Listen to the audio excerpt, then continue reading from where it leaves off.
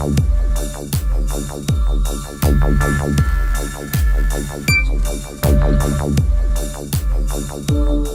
हूं अयाज और आप देख रहे हैं टेक टॉक। और आज के इस वीडियो में मैं आपको बताऊंगा उस खबर के बारे में जिस खबर का इंतजार पबजी वाले पिछले 6 दिनों से कर रहे थे, यानी तब से कर रहे हैं जब से पबजी इंडिया में बैन हुआ है। जी हां, पबजी पर जो इंडिया में बैन लगा है उस पर south Korean firm PUBG corporation ने एक ऐसा स्टेप लिया है जिसके बाद इंडिया में पबजी के अनबैन होने के चांसेस बढ़ जाएंगे। जी हाँ, you heard it right, PUBG के इंडिया में अनबैन होने के चांसेस बढ़ जाएंगे। तो चलिए शुरू करते हैं आज का टेक टॉक वीडियो और आपको बताता हूं कि पबजी कॉर्पोरेशन ने पबजी बैन पर क्या कहा है और कैसे इसके बाद पबजी पर जो बैन लगा हुआ है उसको रिव्यू भी किया जा सकता है।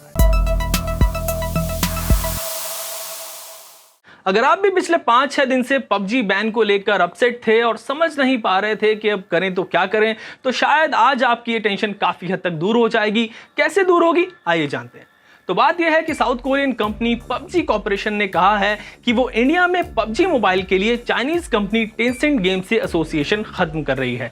यानी अब इंडिया में पबजी मोबाइल को south Korean company PUBG corporation control करेगी और इस गेम की सारी पब्लिशिंग रिस्पॉन्सिबिलिटी जो है वो भी पबजी कॉर्पोरेशन की ही होगी। अब तक पबजी मोबाइल का कंट्रोल और publishing responsibility Chinese company Tencent games के हाथ में थी, जिसकी वजह से इंडिया में इस गेम पर भी बैन लगा था। पबजी कॉर्पोरेशन का कहना है कि अपने सिटीजन की डेटा सिक्योरिटी को लेकर जो इंडियन गवर्नमेंट ने एक्शन लिया है वो उसकी रिस्पेक्ट करते हैं और कंपनी इंडियन गवर्नमेंट के साथ बात करके इस मसले का हल निकालना चाहती है ताकि पबजी मोबाइल इंडिया में अवेलेबल हो सके as per Indian laws and regulations. साथ ही कंपनी ने यह भी कहा है कि it won't authorise the PUBG mobile franchise to Tencent games in India. यानी अब Chinese company Tencent games India में पबजी मोबाइल को कंट्रोल नहीं करेगी और इस गेम की जितनी भी पब्लिशिंग रिस्पॉन्सिबिलिटीज है वो पबजी कॉर्पोरेशन पर आएगी।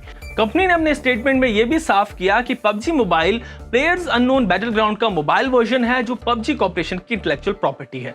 तो बात यहां पर बहुत साफ है, पबजी बैन को लेकर पबजी कॉर्पोरेशन काफी सीरियस है, उसने काफी सीरियस लिया है जो इंडियन गवर्नमेंट ने एक्शन लिया है पबजी मोबाइल पर और कंपनी ने अब टेंसेंट गेम्स से इंडियन एसोसिएशन एंड कर दी है। इस एसोसिएशन के खत्म होने से पबजी मोबाइल का जो चाइनीज कनेक्शन है वो भी काफी हद तक खत्म हो जाएगा और गवर्नमेंट ने जो पबजी पर बैन लगाया है उसको रिव्यू भी किया जा सकता है और पबजी मोबाइल पर लगा बैन आगे हट भी सकता है। हालांकि पबजी कॉर्पोरेशन और टेंसेंट गेम्स के बीच की एसोसिएशन जो है वो सिर्फ इंडियन मार्केट तक ही खत्म होगी।